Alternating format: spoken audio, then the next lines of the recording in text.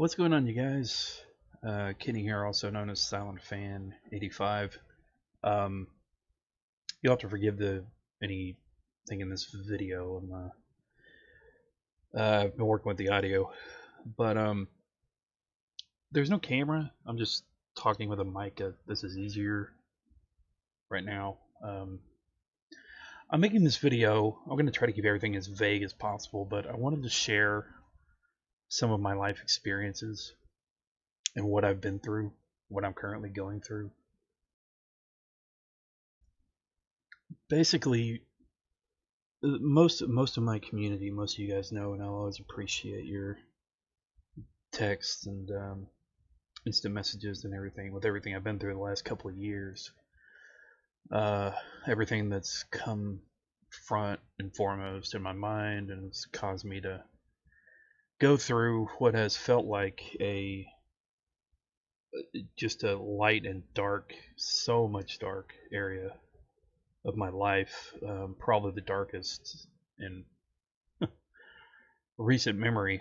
But I wanted to break down what has fed into where I'm currently at in my life and what's going on.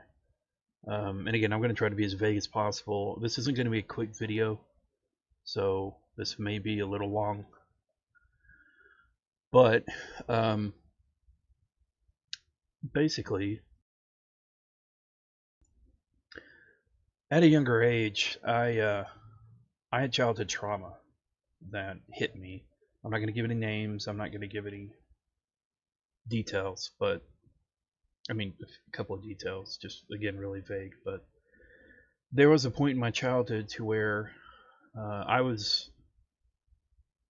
I'll just say that I was protecting a family member from certain events, and in doing so, I put myself in the forefront of being put in a situation to where I couldn't escape.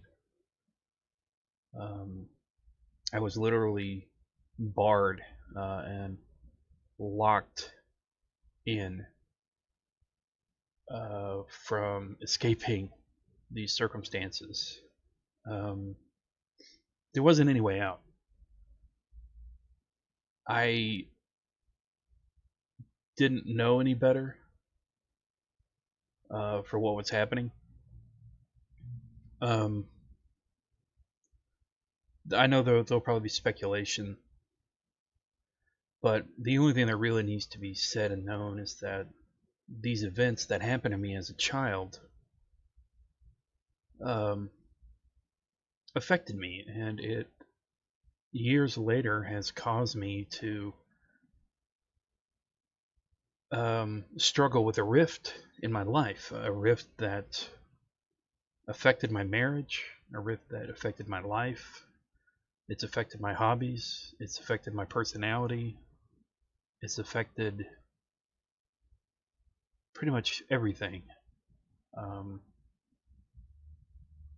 And this is something that, because of what somebody did, and because I chose to protect somebody, that I will probably pay for years to come. Now, do I regret what I did? No, because what I did helped somebody very special to me to not have to deal with as much as what could have been.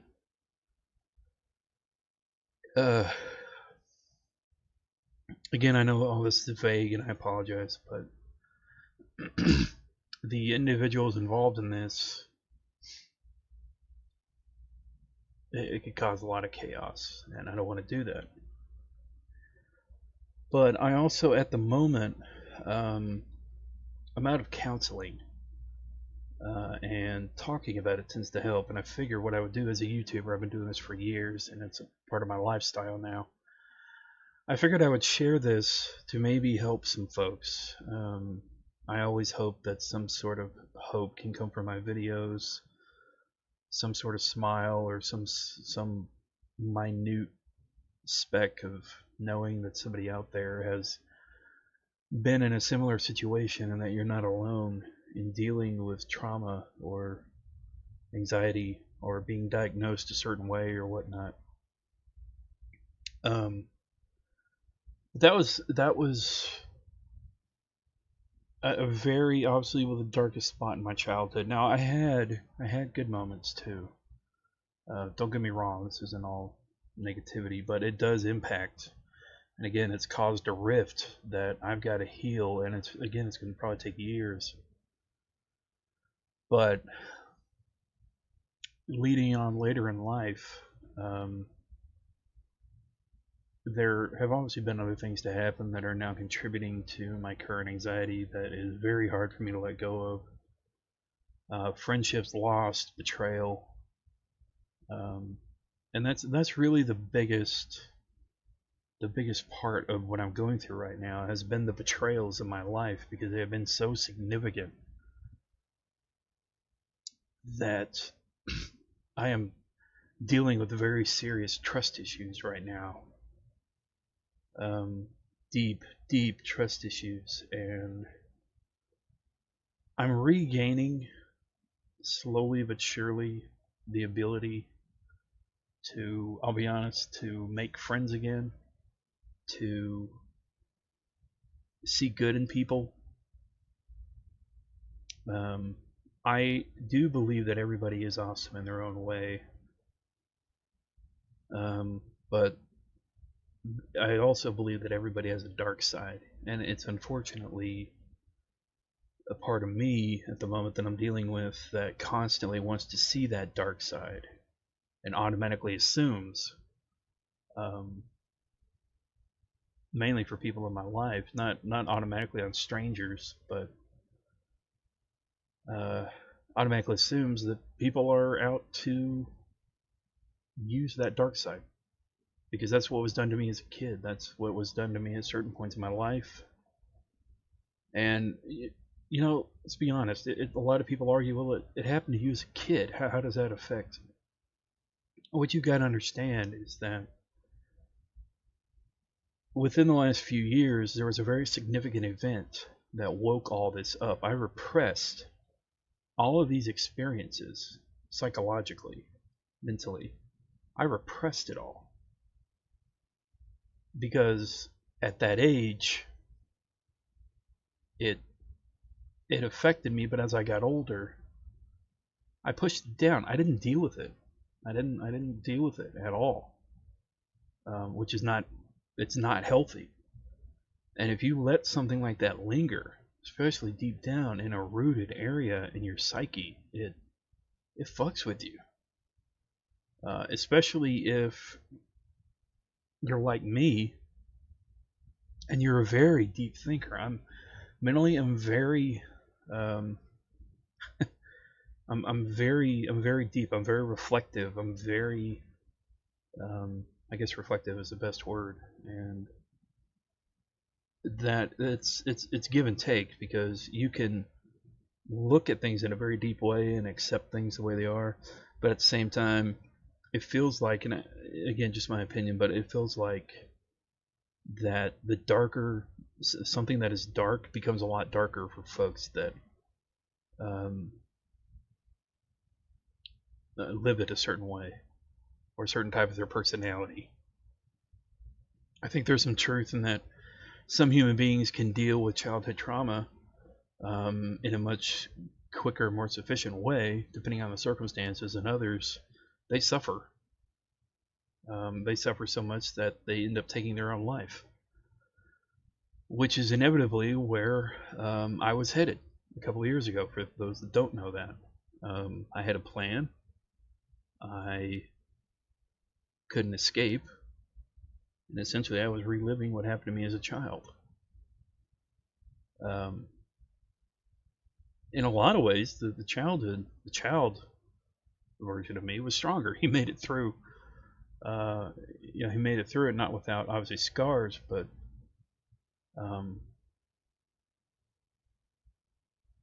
the older version of me that had that plan, it's probably wrong to call it weakness, but didn't fill any way out. basically.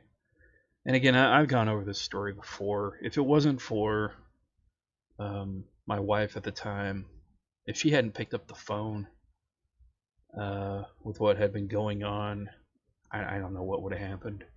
Like I said, I know I had a plan, but I don't know what would have came of it. But that's the scary part. I went so far as to make a plan. I cried for days. I checked myself in. I got help. That's when I was diagnosed with a couple of things, and still working on certain things, and medication's helping. Counseling helps. Like I said, I've been out of it for a little bit due to insurance, but I'm doing what I can to get through it. And I try to make it to group sessions when I can, and even try to talk on the phone and chat with certain services online. And again, you guys have been helpful as well. I'll always be thankful for my community, for those that have reached out and showed a kind word here and there.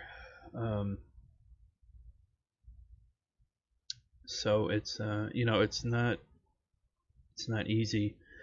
And lately, this anxiety has showed up again. It's not as deep as it was. I will say that much. I've been far worse than where I am currently. But I think what has brought it on most recently was being on Facebook. And I say that because I saw certain things being said, not to me, but to other people, and it just showed me how people that I know can really impact lives in either a negative or a positive way. I was only on Facebook every so often, mainly for friends and family connections. But the time I spent on there, unfortunately, it was probably 80% negativity. And I wanted to cut that out of my life, so I mentioned this in the previous video, but I've downloaded all my videos and my photos that I had uploaded, as well as contact info, and deleted my Facebook account. It wasn't worth it. It wasn't worth it at all. And I think it's a good move. It's a bit sudden, honestly, and it might make people think, maybe something's happening, but I think it's a positive move. And limiting streams here on the channel just to kind of so I can rebuild, I guess, maybe inside, take a little more time for myself, while sticking with what I love, which is, again, we're keeping the standard schedule, because I still love streaming, but I've got to concentrate on things that I know can help build me up mentally and reinforce me. And doing the random streams, I try to do it as much as I can, but I've at least got that small schedule going, and so I think it's going to work out. It'll only be that way for a little bit, and then we can hopefully get things back to at least a little bit of here and there how it was. But I think that's the point, really, is that you can't really go back to the way things were, which is good and bad. You can't go back to those great points in your life and relive them and stay in that bubble for so long, because life moves on. But at the same time, you also don't have to go back and keep reliving those dark points in your life either, because time moves on, as we all do. I think there is some truth in that with my trust issues that I'm dealing with, and there may be a little bit of disconnection, I think, from what I've been building up to, where I was a couple months ago, because I was like I said, this has been up and down. This has been a train ride with this recovery and what I'm dealing with, what I'm shouldering, what I don't have to shoulder, what I do shoulder, because that's just a part of who I am. I'm a very, very caring individual, very open, very sensitive, and again, double-edged sword. But overall, what I can say is that through all the trials that I've been through, I do know that the world carries on. And you can look at it in a way of we're just this small blip, if even a blip in our reality. As time continues on, the universe keeps evolving and moving the way it does. Or you can realize this is your life, these are your moments. Make of them what you will, and that's the level I'm trying to get to. But unfortunately, the way my brain is wired, and because of my condition, it's hard to it's hard to keep that scope. But that said, I can grow, I can learn, I can adapt. These moments in my life that are filled with anxiety, combined with the right medication for when it's needed, the right counseling for when it's needed, are becoming fewer and far between. So that's something I can look forward to. As time goes on, they'll become less frequent. I will still have moments, obviously, and maybe even days where things will be very heavy and hard to deal with. That's life. But unfortunately, with these conditions, those standard things in life are magnified, sometimes 100-fold, sometimes 2-fold. And I think that's to be what's understood with anybody with a mental condition. Is that the standard rules of life don't apply. If you are mentally diagnosed, or if you believe that you have a condition and you can get it looked at, do so. Because being undiagnosed and having to live life that way, it can be tough. Because for the longest time, I thought the way I was, my mental faculties, the way I reacted to things, thought it was normal, and it caused all kinds of stuff. But there was a deep-rooted problem there, obviously. The smallest acorn can turn into the most rotted tree and affect the environment that it grows in. And that's what I'm having to deal with. But there's still a lot of leaves and birds tweeting in my life, so to speak. I'm not good with that whole thing. But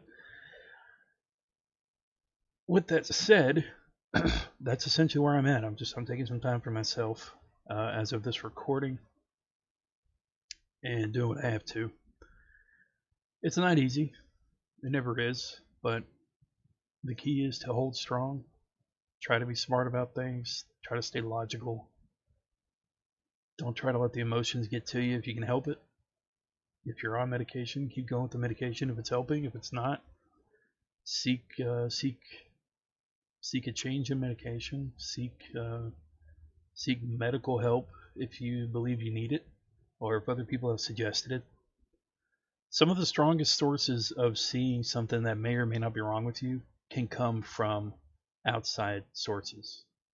I wouldn't just rely on one opinion from people that are close to you. If talk to other people, ask them if they have noticed things that they think may warrant you getting checked out. I think that's sound advice.